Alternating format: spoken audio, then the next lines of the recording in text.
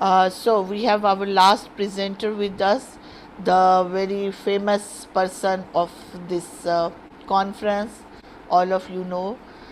We have with us Professor Dr. Gazi Mahabubul Alam, and he is going to present scholarly communications and social media's engagement during pandemic. Uh, Professor Ghazi is a professor of education policy and economics at University Putra Malaysia, serves as chief advisor to the board of governors of the ACSE. He is a notable public policy analyst with experience in higher education and skills development internationally. He served as professor of public policy at the University of Malaysia, a policy specialist at the International Labour Organization, and served several universities of Bangladesh. He received his master's and Ph.D. from University of Sussex and Nottingham, respectively, with a fellowship from the UK, and has more than 10 publications to his credit. So I welcome to Professor Dr. Ghazi. Very good morning, good afternoon, and probably good afternoon and good evening. Not good evening yet, though, in many parts of the world. It's a very privilege to talk to you today and actually to share the ideas. After speaking two eminent guys whom I have been working some time, Professor Kaisar Jamil and Professor Japtab Khan, it is difficult actually to present any case that I want to make. Also a very intelligent guy, fellow, Mr. Charlie. After that, it's very difficult to make the audience to hear something what I want to say.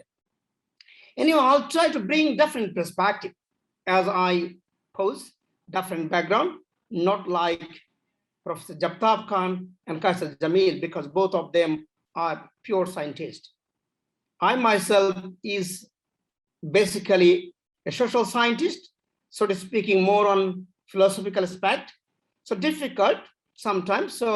But the good thing is many times we played in the same team, Prof. Japtab Khan, Prof. Kaisar Jamil and myself. So it's easy actually to bat in the last event when they score very, very good and highly scored. So let me go there before I talk something. So also let me thank to Mariam Saab and also Jane and Prof. Sarwar. Both of them asked me, should I be presenting with the slides? I said, no, I'm not, because whatever present slide, I'm going to make it. Professor Kaisar Jamil and Japtab Khan is going to board me out. So why should I prepare something which cannot be presented, because they are going to actually talk about it. So what I actually going to tell today is few things we need to think, the questions that I have already sent out in the chat box. So the science or the research or the publications, do they control the world, or do they offer the lessons for the world and nature? Or nature should give them an understanding what is science and what is the beauty of the science. So the debate is, these days we feel that science should control the world and nature. But if you go back to the history of the innovations, even the beautiful, remarkable Isaac Newton, he relied on nature and science to innovate. Now, it's very difficult on the 21st century to just simply rely on nature and to innovate, rather than we want to use our pragmatic theories that we have already in our hand in order to discover science and innovations. Overly emphasizing on that, should we underestimating the contributions that has been made by nature or by the world to offer the science? Many times we would not argue. Second is the relationship between science, nature, and the world. Is it reciprocally symbiotic, or they live in isolations? Many times we do not want to answer that. Probably we feel very proud that I have innovated something. Does my innovations actually is an innovations if it is going to actually at the cost of the society, or at the cost of the nature, at the cost of the world? many individualistic benefits sometimes do really cost the nature, do really cost the many ways and the global competition and so forth on. So the first things when you want to discuss pros and cons about science, publications, social media, these are the things very importantly need to be well immersed in the mind. Who am I? What I am doing? And where the relationship between science, nature, and art, and what could be my role? Many times as an individual, as a publisher, as a country, or many more as a privileged community member of the society, we pretend to forget all these identical issues because we are overly emphasizes on our own subjectivity, on our own objectivity, on our own mind to be a business commodity too. So these are the common thing actually I'm going to really talk, and then I'll just conclude. So the basic things I don't want to challenge, or I don't have a guts to challenge Professor Jamil and Professor Japtab Khan. And I am fully agreed what they have said. So let me talk not the pro side, first the con side. So the con side is we have taken pandemic as a weapon, as a commodity, and it's become a product in these days. So when you're treating pandemic as a product, what science can help us? When we're treating pandemic as a product, what marketing policy can help us?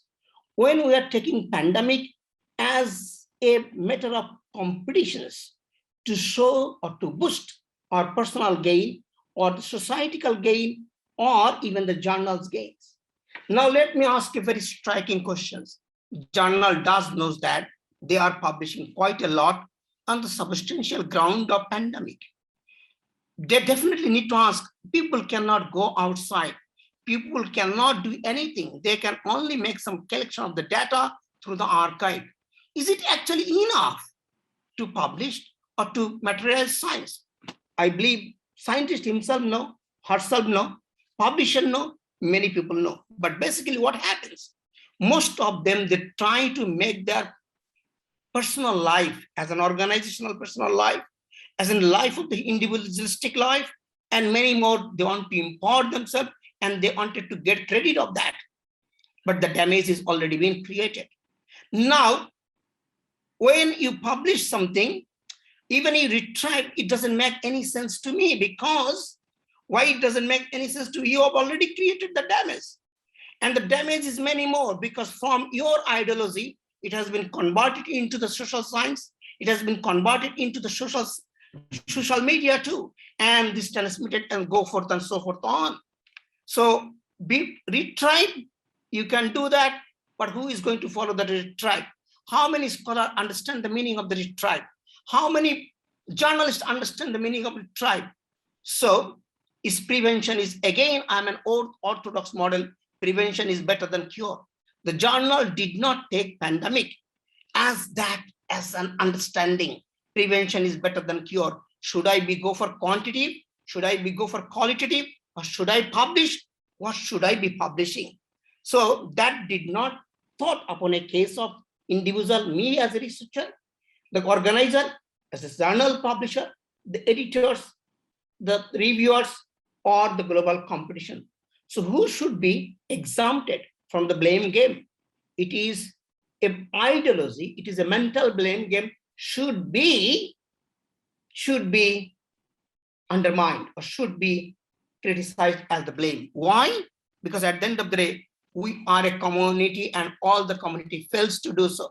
I'm not going to talk about the specific journals, the specific author, the specific editors, and so forth on. It's the failure of the whole community. So once we scientists fail, definitely we cannot blame the social media. We cannot blame the broadcasting media, such as television, newspaper, because they are not the role of having said that their role is not actually to determine the case of scholarly knowledge innovations. Their case is very important that they are going to do it what people are innovating. So the first, we have to take the responsibility. It is a big failure of our overly commoditifications of science, overly commodification of knowledge. And that commodification might happen because of economics, finance, social science, sponsor, and many more. So this is the cons or disadvantage side, which is very evident and very clear. You see, this is not actually one side blaming game, rather a psychological change of the 21st century, where we become more commodity than become a more human being. Now the good side is, that is also the good side. Every action has opposite reactions. So when we are going to becoming more or more individualistic, we want to see more impact on my own life, on my journal life. I want to be a big scholar. And what is the metaphor to be a big scholar is simply as that I publish good, my citation is good, all this has been set up in statistics. Does human being life controlled by the statistics, or human being create statistics? We never answer that. Human beings activities create statistics. Statistic does not create the human being life. Fundamentally, we misled that idea. And because of that, we have been bumped out. We have been left out, or we have been given a bunch of statistics in our life, and statistics is controlling our life. We have to think about it. Statistics is the human being innovations. Statistics did not innovate human being. So we should do as an act of human being as a scholar. Should we run out as a scholar, or should we run after statistics? That part we need to be really thought in a critical way. Now, what the good side is all about, the social media and all those things. Now, probably, I don't know how long the Qiyamah will be coming. If the Qiyamah doesn't come very soon, people learn from the mistakes. People learn from all this nonsense they do in their life. So what the nonsense I have done in my past life, I'm trying to rectify, revive my life to be a good. We don't pray when we are small. We pray when you go older. So mistakes gives an understanding how to be controlled. But overly mistakes probably never allow us to do that. Now, what is happening? We are doing a lot of mistakes through all the process of the life. And the life teaches us how to do mistakes. So life will eventually teach us how to do the corrections.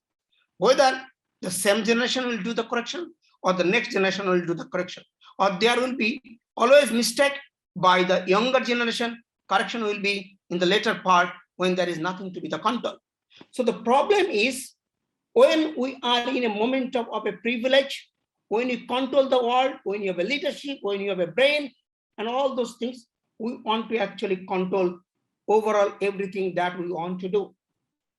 Now, here my humble point side is, if we can make realization of the young scholars, okay, scholar is an identity.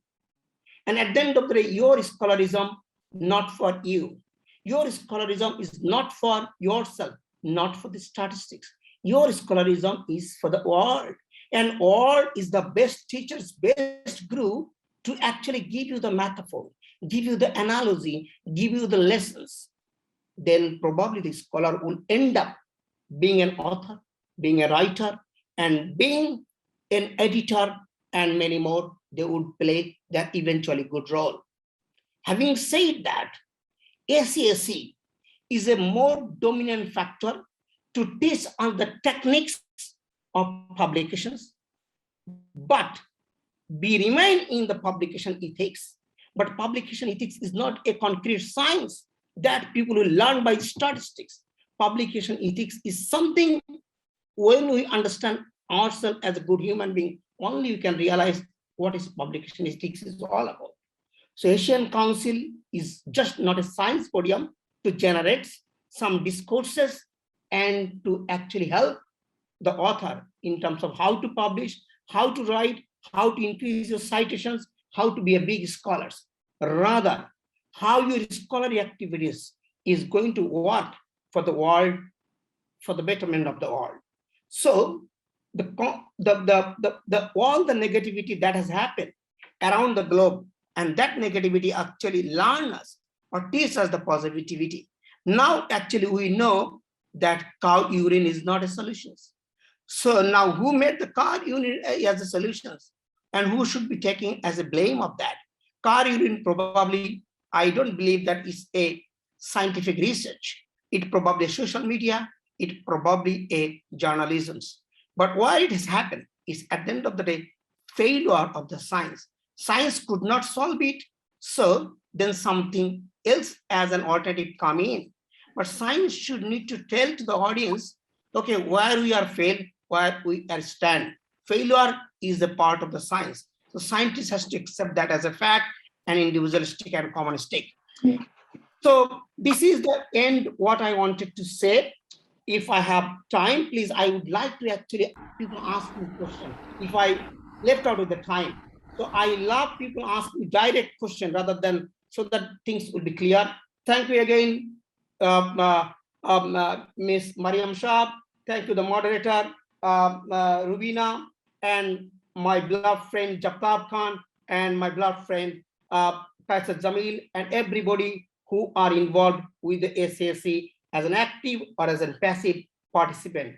It is Asian Council and it is your council. We, the Asian, will make the challenge, will make the changes, and that is what my humble invitation to all of you. Please feel free to make it is as your podium, like the way Rubina introduced me. I don't want to be that introduced. Rather, I want to be introduced that he is the man who worked with Dr. Sarwar to make it happen, but at the end of the day, he is bowled out from the podium. Rather, we are controlling the podium, making the best job, good job. I'm very happy to see the new faces like Matthew, Charlie, many more whom I didn't meet, probably in Dubai, but I love to meet them again and again once this pandemic is over. And pandemic is only over if we are very tolerant to each other and accommodated to each other. Thank you. Thank you so much.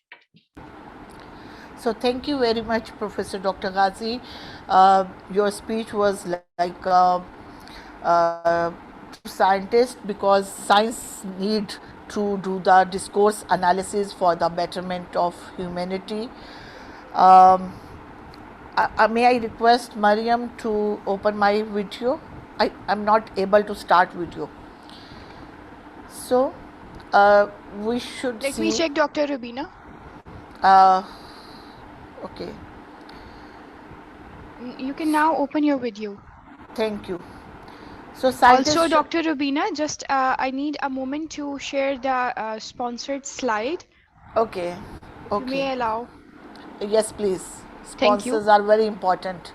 In the meanwhile, I would like to thank all the speakers in this session, and we will, after this sponsorship, we will be proceeding to the next session. And I will hand over the session to the next moderators, Professor Dr. Zabta Khan Shinwari and Professor Dr. Kaisar Jamil. So we are waiting for the platinum sponsors slide.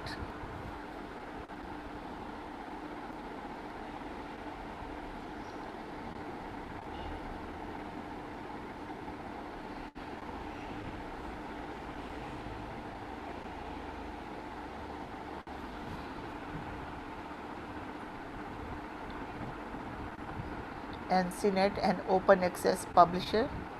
So thank you for sponsoring ACSE conference. Yes, Mariam. Yes, Dr. Rubina, now you can conclude the session and invite the next moderators for session 2. Okay. And one more thing, Dr. Rubina, just make an announcement for the speakers to attend the question in QA room, because there are almost 17 to 18 questions pending for the session 1 speakers. Okay. So for the speakers of session 1, we have question answers in question answer room. Kindly visit the questions and answers the audience. They are desperately waiting for your answers.